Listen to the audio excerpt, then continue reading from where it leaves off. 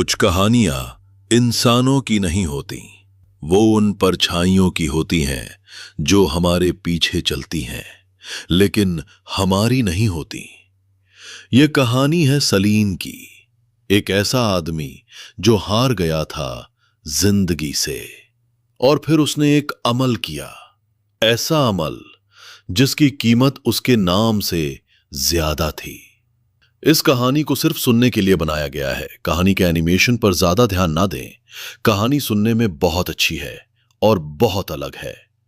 अगर आपको ऐसी कहानियां सुनना पसंद है तो ये कहानी आपके लिए है। बरसात की रात थी। काले बादल आसमान पर इस तरह जमे थे जैसे किसी ने किसी की यादें ढंक दी हों। छोटे शहर की पतली गलियों से होती हुई एक पुरानी बिल्डिंग के तीसरे माले पर एक दरवाजा था, जंग लगा हुआ, नीम रंग का। दरवाजा खुलता है, भीतर अंधेरा है, लाइट नहीं है। एक लालटेन की हल्की लौ में सलीम घुसता है। कंधे पर एक फटी हुई थैली लटक रही है जिसमें कुछ अधकटे कपड़े और रेशम के धागे हैं। उसकी आंखों में थकावट नहीं, खालीपन है। वो बगल वाले कमरे में झांकता है। बीवी खांस रही है, बच्चों ने खाना नहीं खाया। सलीम धीमे में बुदबुदाते हुए, 5 दिन से एक भी सिलाई का ऑर्डर नहीं, बिजली का बिल भरने को पैसे नहीं, बुखार में तपती बीवी और बच्चे भूखे। वो रसोई में जाता है। चूल्हा ठंडा पड़ा है, आटे का डिब्बा खाली, चावल का डिब्बा भी। फिर वो बैठ जाता है जमीन पर, सिर घुटनों में दबा लेता है।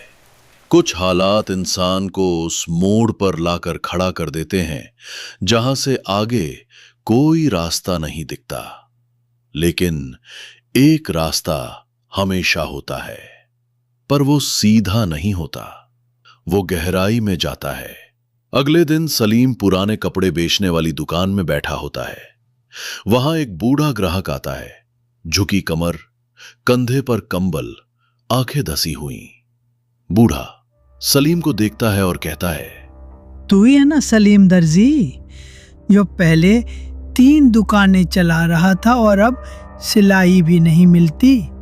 सलीम चौंकता है। सलीम बोलता है, आपको कैसे पता? बूढ़ा कहता है, कई बार देखा है तुझे अकेले बैठा, खामोश, लेकिन तेरी परछाई हिलती रहती है। कभी सोचा है क्यों? सलीम थोड़ी देर चुप रहता है। सलीम बोलता है, मैं तो बस रोज लड़ रहा हूं किस्मत से। बूढ़ा हंसता है, एक अजीब धीमी हंसी। बूढ़ा कहता है, अगर लड़ते लड़ते थक गया हो तो एक तरीका है, हमजाद का अमल कर ले, तुझे एक और तू मिल जाएगा। काम के लिए, दुनिया के लिए, और तू बस आराम कर। हमजाद, ये नाम पहली बार सलीम ने उसी दिन सुना था।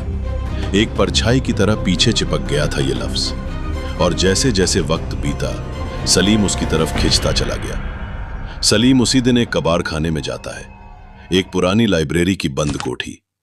वहां पुरानी किताबों में कुछ ढूंढते हुए उसकी नजर जाती है एक किताब पर, अल अख्तरुल मज़मूम, छाया विद्या का रहस्य। बड़े बड़े उर्दू लफ्जों में लिखा होता है, हमजाद, जो खुद का ही प्रतिबिंब हो मगर अपने मालिक की परछाई नहीं, उसकी इच्छा हो। किताब के पन्नों में डरावनी आकृतियां, इंसान के चेहरे जिनकी आंखें आईने से बाहर झांक रही हैं। एक पन्ने पर लिखा होता है, हमजाद को बुलाने वाला हर इंसान धीरे धीरे अपनी आत्मा खोने लगता है, क्योंकि वो हमजाद का हिस्सा बन जाता है और हमजाद उसका। रात में सलीम उस किताब को लेकर बैठा है। बाहर तेज बारिश हो रही है। बीवी की खांसी रुकने का नाम नहीं ले रही। बच्चे भूख से रोते हैं। सलीम की आंखों से आंसू गिरते हैं किताब पर। उसका मन टूट चुका है। सलीम धीमे स्वर में, टूटी आवाज में बोलता है, अगर मेरा एक और रूप हो जो कमाए, जो इलाज कराए, और मैं मैं सिर्फ सो जाऊं कुछ देर। जब दिल पर बोझ बढ़ जाए तो इंसान की आत्मा डगमगाने लगती है। सलीम उस बूढ़े के कहे पते पर पहुंचता है। शहर के बाहर एक पुराने दरगाह के पीछे बनी वीरान गुफा। गुफा में अंधेरा, दीवारों पर इंसानी हाथों के निशान। एक कोने में बैठा है एक अजीब सा बाबा, चेहरा ढका हुआ, सामने लाल दिया जल रहा है। तांत्रिक बाबा को सलीम को देखते ही सब पता चल जाता है। सलीम के कुछ कहे बिना तांत्रिक बाबा बोलता है, अमल जानता है तू? सलीम चौंक जाता है और मन ही मन बोलता है, तांत्रिक को कैसे पता चला मैं यहां अमल के लिए आया हूं। सलीम कांपती आवाज में बोलता है, मुझे दोहरा बनना है। क्योंकि मैं एक से सब नहीं कर पा रहा। तांत्रिक धीरे से हंसते हुए बोलता है, तो तुझे तेरी ही परछाई चाहिए। ठीक है, लेकिन याद रख, जिस दिन तेरे और तेरे हमजाद के बीच फर्क मिटेगा, उस दिन तुझे कोई नहीं पहचान पाएगा, यहां तक कि तू खुद भी नहीं। अगले भाग में अमल की रात, खून, आईना और परछाई का जन्म, जहां हम दिखाएंगे अमल की पूरी प्रक्रिया, मंत्र और कैसे पहली बार हमजाद सामने आता है। अगर आपने डार्क वॉइस टेल्स चैनल को सब्सक्राइब नहीं किया है तो चैनल को सब्सक्राइब करें और देखें आगे क्या होता है।